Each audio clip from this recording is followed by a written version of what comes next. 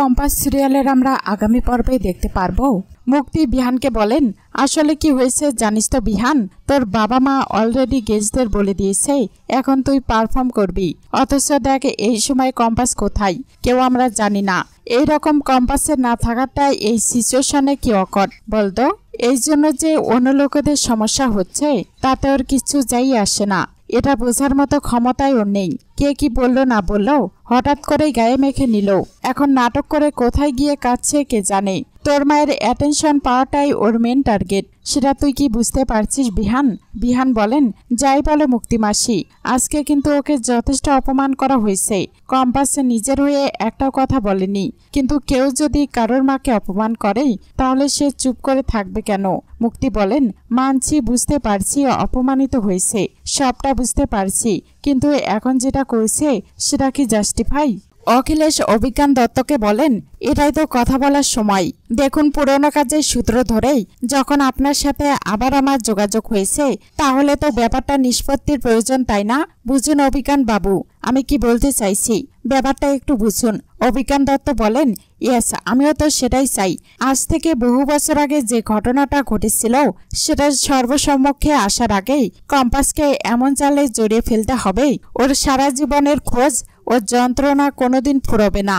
ও যা যা করেছে তার ফল ভোগার সময় হয়েছে। অখিলেশ বলেন, দেখুন আমি আপনাকে একটা কথা বলছি, কম্পাসের ছোটবেলায় যা যা দেখেছে সব কিন্তু মনে রেখেছে, কিছু ভুলে যায়নি। আর কম্পাস যে এই বাড়িতে ঢুকেছে তার একটাই উদ্দেশ্য, ওর বাবাকে মিসিং করার জন্য কে বা কারা আছে সেটা জানাই ওর একমাত্র উদ্দেশ্য। অভিজ্ঞান দত্ত বলেন, এটা আপনি গেস করেছেন না তো? হতেও তো পারেই ওর বাবার নামটা জেনে ফেলেছে তাই। অখিলেশ বলেন, নো অভিজ্ঞান বাবু, কারণ আছে, এটা ফোনে বলা যাবে না, বোঝার চেষ্টা করুন। বাড়ির কিন্তু কেউ জানে না, ইভেন্টে কম্পাস অব্দি জানে না আপনি এবং আমি পূর্ব পরিচিত। একটা কথা কি জানেন, 15 বছর আগে কম্পাসের বাবার মিসিং হয়ে যাওয়ার পেছনে কিন্তু আপনারও কানেকশন আছে মিস্টার দত্ত। এটা কিন্তু কম্পাস এখনো আজ করতে পারেনি, এটা প্লিজ একটু বোঝার চেষ্টা করুন। কম্পাস কিন্তু সমস্ত সূত্র একসাথে বেঁধে এই রহস্যের কিন্তু কিনারা করে দিতে পারে, তখন কিন্তু আপনি আমি সবাই ফেসে যাব।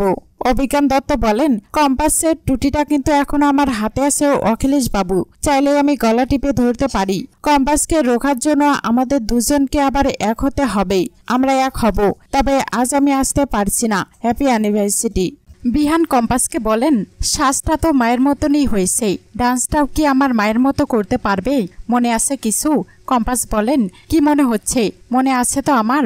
এবার স্টেজে উঠে দেখা যাবেই কে সব থেকে বেশি মনে রাখতে পারে বারবার একটা জিনিস নিয়ে সবার সামনেই